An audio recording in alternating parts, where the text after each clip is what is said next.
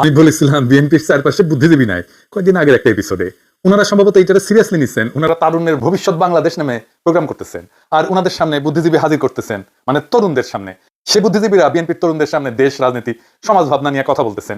Idea হিসেবে এটা খুব ভালো এবং কার্যকর। আমি এটার মৌলিক কর্মসূচি সার্টিফিকেট ঠিক দিতে পারতেছি না, কারণ কাছাকাছি ধরনের একটা প্রোগ্রাম আওয়ামী লীগ করতো, নাম ছিল তারুণ্যের ভাবনায় বাংলাদেশ। এই প্রোগ্রামটা অনেক বেশি ইন্টারেক্টিভ ছিল, মানে তরুণরা প্রশ্ন করতো, প্রবীণরা উত্তর দিত। একটু শোনেন, এডিটার সাহেব শুনে দেন। ছাত্র রাজনীতির ভবিষ্যৎটা কি, তরুণদের কতটুকু স্পেস দিতে পারবে বর্তমান ছাত্র রাজনীতি যারা করছেন? ধন্যবাদ।